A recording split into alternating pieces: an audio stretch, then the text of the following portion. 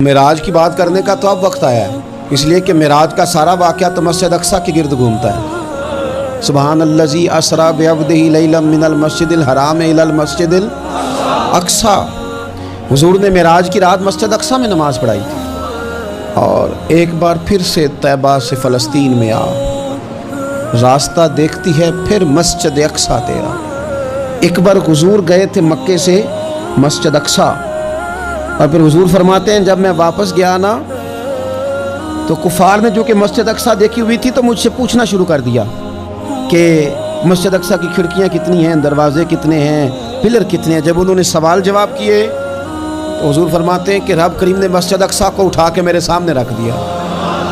میں دیکھتا جاتا تھا، بتاتا جاتا تھا، کہہ لوں بات کر لوں۔ ایک دفعہ حضور مکے سے مسجد اقصیٰ آئے، اور ایک دفعہ مسجد اقصیٰ میرے نبی کی زیارت کے لیے مکے گئی، حضور کی زیارت کے لیے مکہ شریف گئی۔ اور میرے نبی تو صرف کسی چیز کی طرف ایک دفعہ دیکھ لیں تو وہاں رحمت کے پھول کھلتے ہیں۔ مسجد اقصیٰ کی طرف منہ کر کے 17 مہینے میرے نبی نے نماز پڑھی ہے۔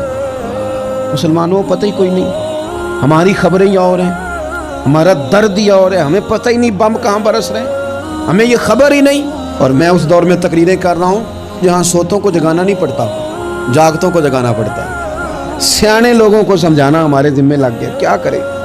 اس قوم کو سکھانا پڑتا ہے جسے پتہ سارا ہے، لیکن جان بوجھ کے آنکھیں ہماری بند ہیں۔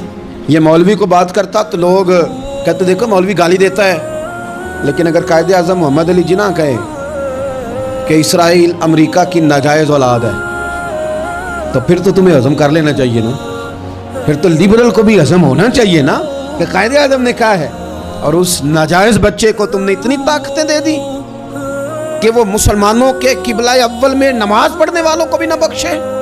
کہاں گئی تمہاری وہ انسانی حقوق کی بڑی بڑی تنظیمیں، کدھر گئی؟ اور میرا پاکستانی میڈیا سے بھی سوال ہے، چند دن پہلے سیالکوٹ میں ایک واقعہ ہوا، ناانصافی ہو گئی جی، ناانصافی ہو گئی جی ایک بی بی کے ساتھ۔ ہر بندے نے شور مچایا، بڑے بڑے طوفان اٹھتے ہیں، کیوں ہوا جی کیوں ہوا؟ مسجد اقصیٰ کی توہین ہو گئی تو پھر طوفان کیوں نہیں اٹھا؟ ٹاک شو کیوں نہیں ہوئے؟ بحثیں کیوں نہیں ہوئی؟ میں اس موم بتی مافیا کا کیا کروں؟ ان لبرل لوگوں کا کیا کروں؟ ان کے سپورٹروں ووٹروں کا کیا کروں؟ ان سیاسی جماعتوں کے کارکنوں کو کیا نام دوں کہ جو ان فضول بحثوں میں تو وقت ضائع کرتے ہیں، اور وہ مسجد اقصیٰ جس کے بارے میں میرے نبی پاک صلی اللہ علیہ وسلم سے ایک صحابیہ نے پوچھا تھا، یا رسول اللہ مسجد اقصیٰ میں نماز پڑھنا کتنا کو بہتر ہے باقی نمازوں کے مقابلے میں؟ تو حضور نے فرمایا 1000 گنا بہتر ہے۔ بی بی عرض کرنے لگی، سونیا میں جا تو نہیں سکتی، دل بڑا کرتا ہے۔ حضور نے فرمایا جا نہیں سکتی تو وہاں تیل ہی بھجوا دے، جس میں حاضری لگوانے کی حضور بات کریں جس مسجد میں۔ اور نبی پاک علیہ السلام نے فرمایا خاص کر کے سفر کرنا ہوا تو 3 مسجدوں کے لیے کرنا، ایک مسجد حرام بیت اللہ کے لیے، ایک مسجد نبوی کے لیے، اور تیسرا مسجد اقصیٰ کے لیے۔